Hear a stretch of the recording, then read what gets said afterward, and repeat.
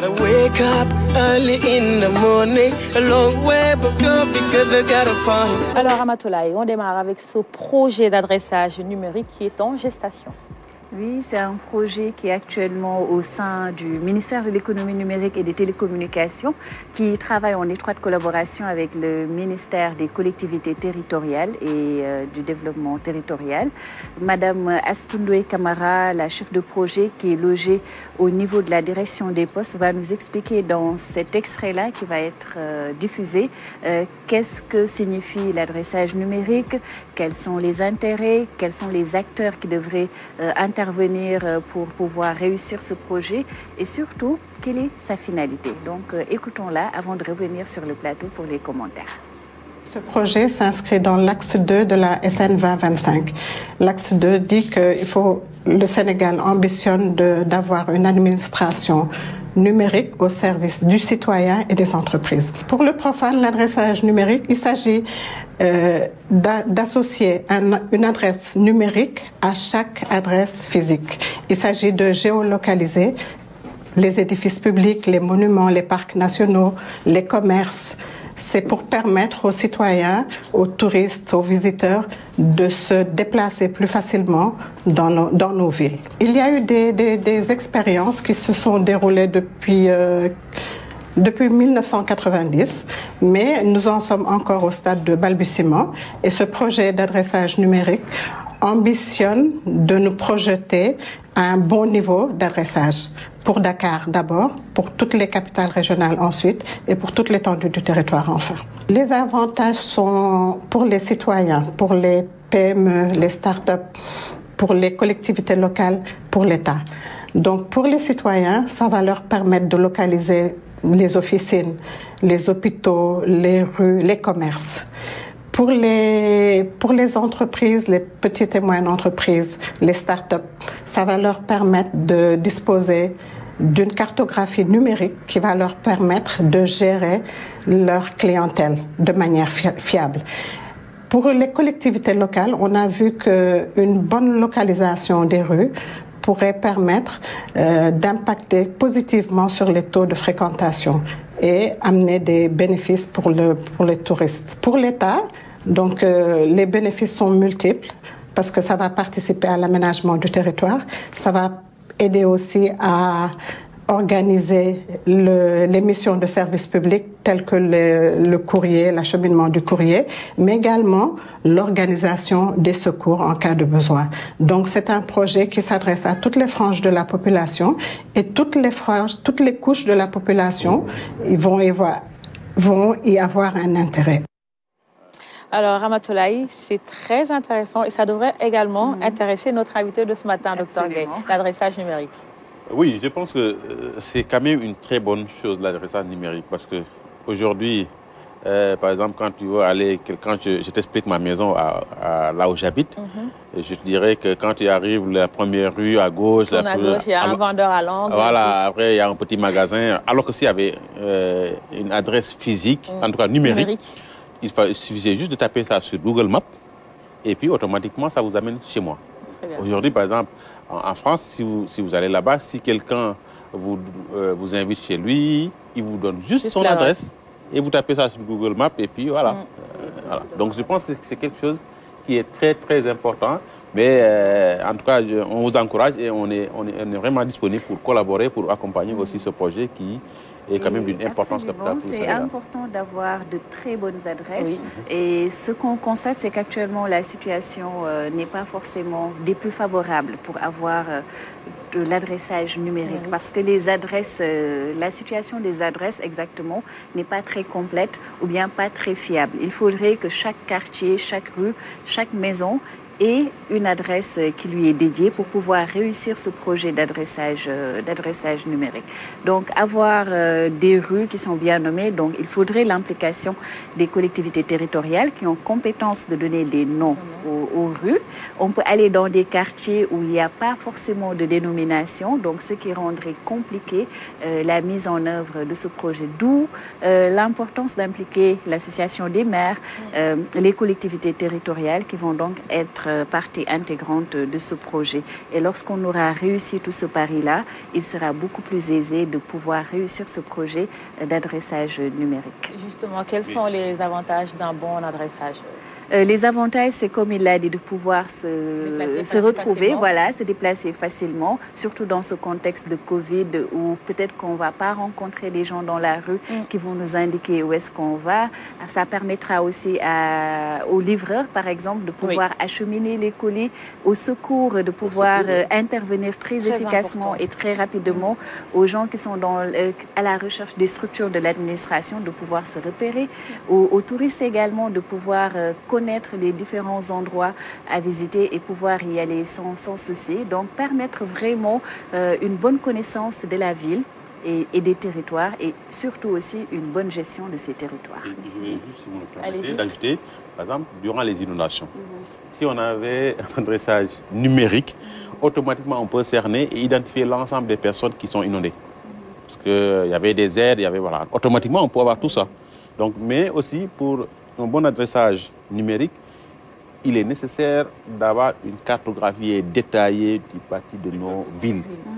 Et ça, la géométrie revient. De bons plans de lotissement. De bons plans. Après lotissement, même, voilà, vraiment, il est nécessaire d'avoir toutes ces informations-là de base et qu'on va superposer avec votre travail et qui vous permettra maintenant d'avoir un adressage vraiment correct. Par rapport à la cartographie, donc, le concours de l'ANAT sera très déterminant parce que l'ANAT a la cartographie nationale, a aussi les données géospatiales pour le Sénégal. Donc, certainement, cette agence va beaucoup intervenir dans le cadre de la mise en œuvre de ce projet qui est très, très intéressant.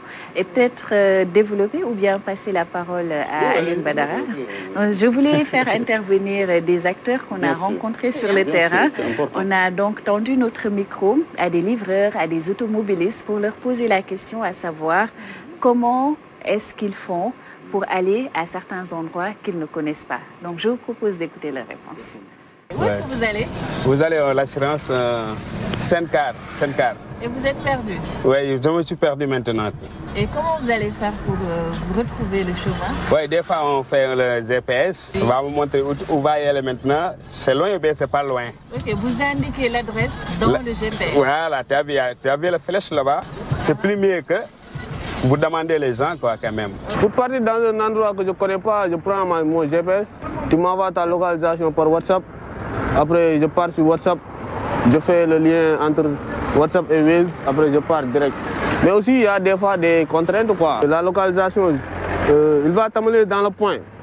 Mais il y a un peu de contraintes, quoi. Comme genre, tu es derrière, hein, alors qu'il devait t'amener à la porte de la maison, quoi.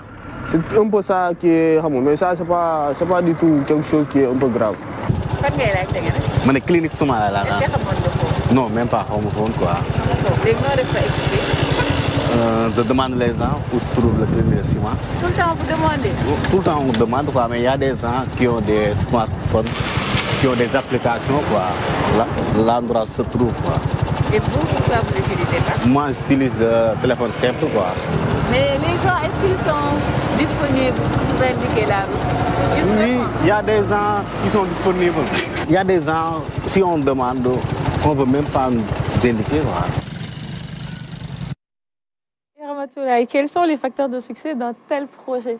Pour ce projet, donc, il faut que l'ensemble des acteurs soient impliqués, c'est-à-dire les collectivités, les agences de l'État, les structures, le ministère des collectivités territoriales, le ministère de l'économie numérique et aussi le secteur privé aussi qui aura son rôle à jouer à travers peut-être des propositions de plateformes, d'applications et aussi que les populations qui doivent être les utilisatrices finales puissent s'en approprier et utiliser ça aisément. Actuellement, il y a quand même certaines plateformes ou applications plutôt, qui offrent ces services de géolocalisation. Mais est-ce que les données que ces applications ont sont des données exhaustives et fiables? Dans le Vox Pop, on a entendu quelqu'un dire que parfois il y a des erreurs. Donc si toutes les données parce que l'État, quand même, pour moi, est le plus habilité à avoir toutes les données concernant le territoire. Donc, si toutes les données sont intégrées dans les applications, donc la géolocalisation sera beaucoup plus exacte, beaucoup plus fiable, et on n'aura pas besoin d'interpeller quelqu'un dans la rue pour lui demander son chemin, parce qu'on ne saura pas est-ce que cette personne sera dans les conditions, dans l'humeur de vous indiquer la route, ou bien est-ce que cette personne même ne va pas vous faire balader, vous envoyer ailleurs. Voilà. Très bien, vous. Faites intervenir les géomaticiens, justement? C'est un projet en gestation. Donc, à un moment donné, certainement, les différents acteurs du secteur privé pourront être associés à ce projet. Et je sais que des plateformes donc, vont être développées. Donc, c'est surtout les startups qui vont être sollicitées. Pour les géomaticiens, peut-être à travers le PNG, le plan national géomatique, les acteurs qui sont dans ce PNG, dont l'ANAT, le ministère des Mines, les collectivités territoriales et le secteur privé. Donc, chacun pourra apporter ses données et on pourra avoir une base de données fiable. Et surtout aussi le cadastre, hein, qui a aussi une maîtrise des emplacements, des édifices ou des terrains en réel. La partie start-up, parce qu'on va faire travailler la jeunesse africaine. Je pense qu'en fait, il faut remplir beaucoup de préalables et surtout le plus important pour moi, c'est le lotissement. C'est-à-dire qu'il faut qu'on dispose d'un très bon plan de lotissement au niveau national. Parce qu'il y a beaucoup de quartiers flottants. En fait, peu de maisons sont immatriculées, donc ça va être extrêmement compliqué aussi de faire fonctionner l'adressage numérique ici au Sénégal. Donc, il faut que les communes, les municipalités, comme vous dites, aussi, voilà, pensent aussi à la nécessité de bien identifier, bien immatriculer les maisons, numéroter, voilà, et tout surtout les quartiers, tout cela, quoi. Pour chaque. Donc, réussir l'adressage physique pour pouvoir réussir l'adressage numérique. L'adressage physique est important. Aussi, il a un rôle important à jouer parce que ces dernières années, quand même, le CADRAS fait beaucoup d'efforts dans ce sens. Et donc, je pense qu'il faudra l'associer. Les startups, c'est important. Très important. Parce que le secteur privé, il faut le soutenir au Sénégal. Il y a beaucoup de jeunes startups dans le domaine de la géomatique qui émergent actuellement qu'il faut soutenir. Et donc, je pense que ce projet aussi, c'est une occasion. Mais aussi les universitaires, parce que souvent, c'est ça le malheur. Au Sénégal, on oublie complètement, en tout cas, on nous met en parenthèse dans notre université, mais il faut aussi associer les universitaires, les chercheurs dans ce domaine. Dans ce projet-là, ils vont apporter aussi leur expertise et l'ASPG aussi, l'Association sénégalaise des professionnels de la géomatique aussi, je pense qu'il aura son mot à dire dans ce projet-là. Il faut vraiment, si on veut réussir ça comme il l'a dit, il faut vraiment ratisser large. Mettre tous les acteurs autour d'une table, qu'on réfléchisse sur une stratégie très claire, sur une méthodologie très claire et ne rien oublier avant le départ. Parce que si on fausse le départ, après, à la fin, voilà, il y aura des résultats. Le gars a dit tout à l'heure, il y a des erreurs sur les adresses. Voilà. Bon, c'est des choses à éviter. Merci. Et ça permettrait à beaucoup de gens de ne plus se perdre lors des grands événements. Je pense à mon père, lors du Magal 98, il a passé tout le Magal entre Touba et Mbaké à faire la navette. Parce qu'il avait perdu l'adresse. On l'a retrouvé le lendemain, juste après le Magal, quoi, couvert de poussière. Donc il a tout et c'est d'ailleurs son dernier Magal parce que ça a été un souvenir douloureux pour lui. Donc, le des Sénégalais, c'est dire à l'angle où il y a la vendeuse de cacahuètes, ce jour-là, elle n'est pas là. Et lui, comme adresse, tout ce qu'il demandait, c'est la maison de Serigne Bass. Bon, le Serigne Bass en question à l'époque, on le surnommait à Touba. Bon, vous connaissez un peu la réalité de Touba, Serigne Bass Feguediaye. Et lui, il disait Serigne Bass Mbaké. Mais il y a combien de Serigne Bass Mbaké à Touba? Il y en a tellement. Et connaissant le gigantisme de cette ville-là, mais c'était assez compliqué pour lui. Et je sais que beaucoup de Sénégalais souffrent de ça à l'occasion des grands événements. Donc, c'est bien qu'on puisse passer à l'adressage numérique. Sur les questions de sécurité même, en fait, il y a de plus en plus de personnes qui n'acceptent pas de parler à des gens dans la rue parce qu'on ne sait pas à qui on s'adresse pour des questions de sécurité. Donc, pour résoudre tous ces problèmes-là, le numérique est là. Donc, l'adressage numérique, vivement la réalisation de ce projet. Merci beaucoup, Ramatoulaye. Merci. Gotta wake up early in the morning, a long way but go because I gotta find